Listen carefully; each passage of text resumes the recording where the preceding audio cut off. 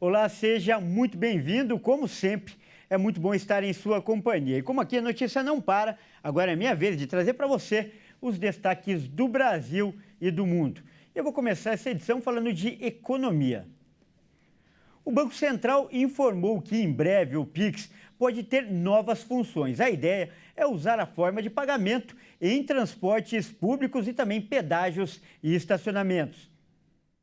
O Banco Central informou que o Pix vai poder ser usado futuramente em outros casos, como pagamentos de pedágios em rodovias, estacionamentos e transporte público. A informação consta no relatório de gestão do Pix. O documento traz uma análise sobre os primeiros anos de funcionamento da ferramenta de pagamentos, entre 2020 e 2022, além de previsões sobre novas funcionalidades que podem ser incorporadas em breve. O Banco Central também reafirmou que o Pix pode ser usado em operações internacionais, viabilizando remessas, pagamentos entre empresas e pagamentos de compras de bens e serviços no exterior. No mês passado, o presidente do Banco Central, Roberto Campos Neto, afirmou que o Pix poderia ser uma alternativa ao cartão de crédito. No relatório divulgado nesta segunda, o Banco Central informou que existe a possibilidade de estabelecer regras que viabilizem mecanismos de garantia, possibilitando que o Pix seja utilizado para pagamentos a prazo ou parcelados. E o Brasil perdeu mais de 400 mil empresas no primeiro semestre deste ano. Os dados foram divulgados pela Receita Federal. De janeiro a junho deste ano, foram fechadas um total de 427.934 empresas no Brasil, entre micro, pequeno, médio e grande porte. E com isso, o país teve um saldo negativo entre empresas abertas e fechadas. O levantamento foi feito com base nos registros do Cadastro Nacional da Pessoa Jurídica da Receita Federal. Desde o quarto trimestre de 2021, o fechamento das empresas tem sido mais frequente do que as inaugurações. De lá para cá, o balanço mostra que mais de 750 mil empresas foram eliminadas da economia brasileira. Nesse período, foram abertas cerca de 2 milhões e 80 mil empresas, enquanto 2 milhões e 830 mil foram fechadas. E a situação é mais dramática na indústria, que tem o menor peso no levantamento. O setor apresenta um número de fechamentos 3 vezes maior do que de aberturas. Os setores de comércio e de serviços também tiveram saldo negativo, mas com menor frequência. Os estabelecimentos comerciais, aliás, têm o maior número absoluto de falências. 129.515 empresas foram fechadas no segundo trimestre de 2023.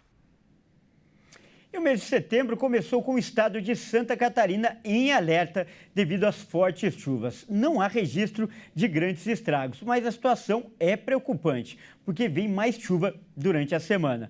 Vamos então para Santa Catarina com a repórter Michele Veiga saber mais sobre o assunto. Santa Catarina não é para os fracos, não. Das temperaturas elevadas da última semana para um começo de setembro bem chuvoso. Temperatura na casa dos 20 graus, mas que devem cair ainda ao longo da semana. Mas o que chamou a atenção nesse primeiro final de semana de setembro foi a chuva, que começou neste domingo e segue durante a semana. Mas agora, no finalzinho da manhã, começou a dar uma trégua, mas de acordo com a Defesa Civil do Estado, volta a chover ainda no meio da tarde dessa segunda, dando uma cessada na terça e na quarta, voltando a ter grandes volumes de chuva aqui no estado. O município de Praia Grande, que ainda vai se restabelecendo da última chuva forte aqui em Santa Catarina, volta a ter estado de atenção devido à cheia dos rios. Já os demais municípios vão monitorando conforme a Defesa Civil do Estado também vai lançando os seus alertas. Ainda assim, há muita previsão de chuva para esse final de segunda-feira, por isso os municípios todos estão em alertas. Na Serra Catarinense, inclusive, houve famílias que ficaram ilhadas devido ao excesso de chuva, mas o Corpo de Bombeiros e a Defesa Civil atuou prontamente. Nas áreas mais da região que faz a divisa com o estado do Rio Grande do Sul, também houve aí pessoas com problemas de alagamento nas residências, mas mas ainda não há ocorrências de vulto. De acordo com a Defesa Civil, só aqui na região do sul de Santa Catarina, de ontem, por volta das 10 horas da manhã até hoje, ao meio-dia, choveu o equivalente a 59 milímetros, o que era previsto para quase o mês todo de setembro. Portanto, o setembro aqui em Santa Catarina começou bem chuvoso, com o alerta da Defesa Civil, e assim a gente vai continuar durante toda a semana. De Santa Catarina para a Hit TV, repórter Michele Veiga. Olha só, em meio às negociações para a retomada do acordo para a exportação de grãos, o exército russo atacou portos ucranianos no rio Danúbio. A região é usada para a distribuição de alimentos e pelo menos 2 pessoas ficaram feridas. O episódio ocorre um dia antes do presidente russo Vladimir Putin discutir a retomada do acordo de exportação de grãos com o presidente turco Recep Tayyip Erdogan.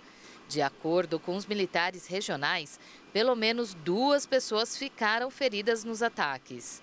A infraestrutura portuária foi atingida, provocando um incêndio que foi rapidamente extinto. A Força Aérea da Ucrânia disse que 25 drones foram usados em ataques noturnos na região de Odessa. Do total, 22 foram abatidos. Segundo o Ministério da Defesa da Rússia, os alvos são instalações de armazenamento de combustível no porto ucraniano de Reni, usadas para abastecer os militares ucranianos. Foi atingido o outro lado da fronteira da Romênia, provocando uma rápida repreensão por parte do país. O Ministério da Defesa romeno condenou o ataque nos termos mais fortes possíveis, chamando-o de injustificado e em profunda contradição com as regras do direito humanitário internacional, mas enfatizou que não havia ameaça direta ao território romênio ou às suas águas territoriais. E depois de conquistar o título de primeiro país a pousar no Polo Sul da Lua, a Índia lançou um foguete que vai levar, olha só, uma sonda para estudar o Sol. A viagem vai durar 4 meses e deve percorrer 1,5 milhão de quilômetros. A Índia avança no ambicioso programa espacial. O foguete Aditya L1, o Sol em hindu, decolou com uma sonda a bordo para uma viagem até o centro do sistema solar. A missão leva instrumentos científicos para observar as camadas mais externas do Sol em uma viagem de 1.500.000 quilômetros e 4 meses. Se tiver sucesso, vai ser a primeira vez que um país asiático consegue chegar à órbita da estrela mais próxima da Terra. A sonda vai estudar as ejeções de massa coronal, um fenômeno periódico que envolve grandes descargas de plasma e energia magnéticas procedentes da atmosfera solar que podem alcançar a Terra e perturbar o funcionamento de satélites. A Índia dispõe de um programa aeroespacial com um orçamento relativamente baixo em comparação com o de outras potências. Especialistas garantem que os custos baixos são alcançados com reproduções e adaptações da tecnologia existente, além da presença dos vários engenheiros altamente capacitados que cobram muito menos do que os estrangeiros. Bom, é isso aí. Essa edição fica por aqui. Eu agradeço demais pela sua companhia e convido a continuar ligado em nossa programação. Até mais!